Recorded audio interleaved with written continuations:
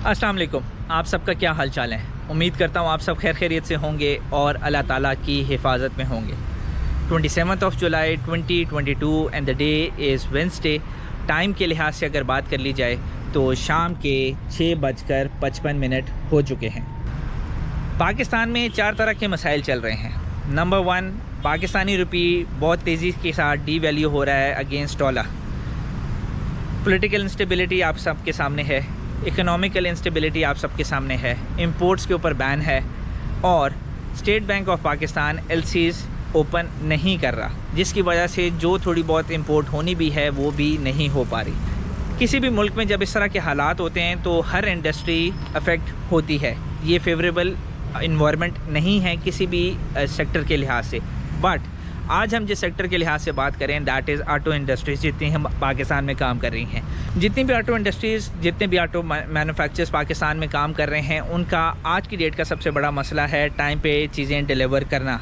कि आज मैं एक न्यूज़ पढ़ रहा था ऑटो सेक्टर से रिलेटेड ही है, जिसमें ये पीएसी को इन्फॉर्म किया गया, and by PAC I means Pakistan accounts committee, कि जो हमारे ऑटो मैन्युफैक्चरर्स हैं उन्होंने एडवांस पेमेंट की शक्ल में, सूरत में आवाम से या आवाम का 189 बिलियन रुपीस लिया हुआ है।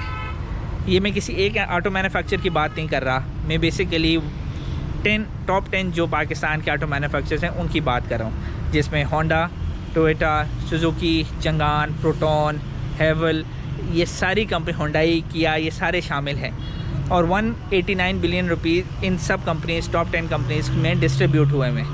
अब कोई बंदा भी 189 बिलियन रुपीज़ का सुनता है तो वो एक दफ़ा तो हिल जाता है।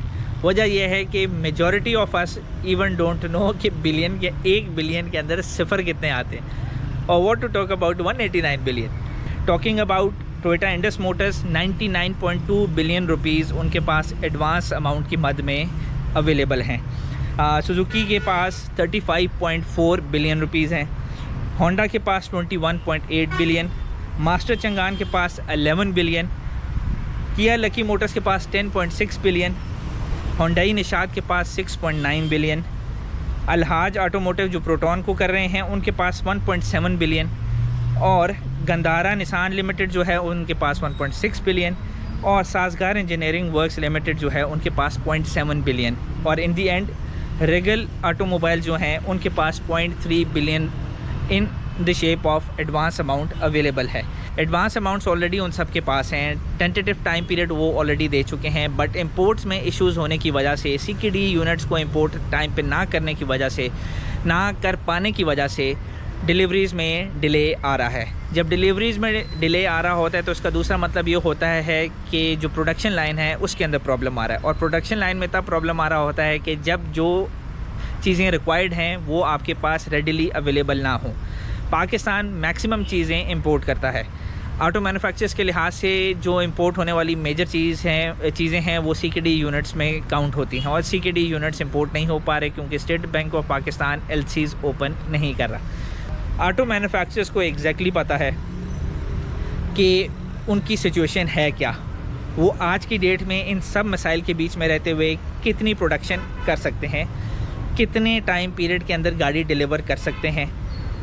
जब आपको या किसी भी कंपनी को ये पता हो कि भाई वो टाइम पर डिलीवर नहीं कर पाएगा तो असूलन उसे बुकिंग्स बंद कर देनी चाहिए। बट प्रॉब्लम ये आ रही है कि ये सब कंपनीज़ बुकिंग्स ले रही हैं, बट जब डिलीवरी का टाइम आता है तो डिलीवर नहीं कर पा रही।